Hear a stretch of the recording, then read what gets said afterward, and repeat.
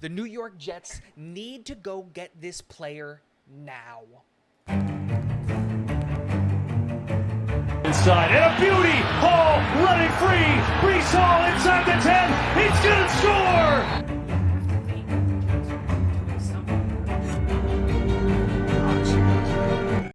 What is going on, guys? Welcome back to Talking Jets with Tigo. My name is Tigo, and before we hop into today's video, guys, quick reminders, if you haven't already hit the subscribe button, go ahead and do that. Hit the notification bell. I'm going live more randomly now, so if you want to be notified and join the live streams, it's a fun, good time. We did one yesterday. It was a blast.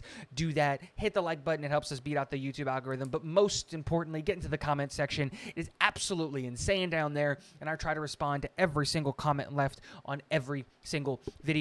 Guys, we're talking about one specific player that now that Elijah Vera Tucker has gone down, that maybe we could bring in to be a backup, because we do need to bring in a backup interior offensive lineman, because right now the only player that we have there is Dan Feeney, and that's not great. We don't have a backup center if you're considering Dan Feeney a backup guard, and this is where I think a lot of Jets fans' heads may not have gone to immediately, but mine did. A lot of Jets fans in this past draft really wanted us to go out and get a center.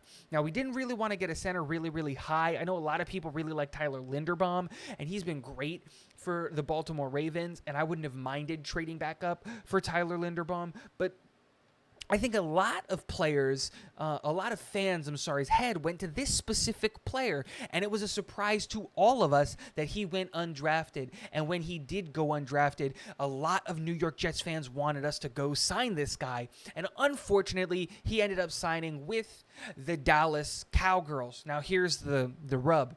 He is currently on their practice squad. He is available for us to go out and get and immediately elevate to the New York Jets active 53-man roster, and I don't see how we don't do this. Yes, you may have guessed it. The player that I'm talking about is center out of Boston College, Alec Lindstrom. Alec Lindstrom was a great prospect coming out, and I thought that he would never fall out. I thought he was at least a 5th, a 6th, or a 7th round pick. He does have problems in his game, right? I'm not going to sit here and say that he's a perfect player, but if you're telling me that we can get a young prospect who's 6'3", a little underweight at 296 pounds is what he was listed at, a little short on the arms with 32.5-inch arms, if you're telling me that we can bring in a guy like that and have him sit behind, Connor McGovern, and with our offensive line coach, and be in an NFL room and just grow and develop, and like worst case scenario, he's not the first call-up if we get an injury at center. You put Dan Feeney in, and then if you get an injury at guard, you move Dan Feeney to guard, and Alec Lindstrom comes in. Alec Lindstrom with good, and I'm talking about seriously good offensive line coaching, which the New York Jets have, can be a great player and a long-term answer to a problem that the New York Jets fan base have been trying to figure out the answer for a long time.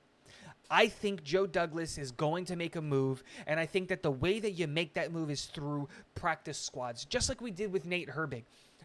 Joe Douglas is an offensive line scout. There are 31 practice squads out there, and there are a bunch of offensive guards and offensive centers on those lists.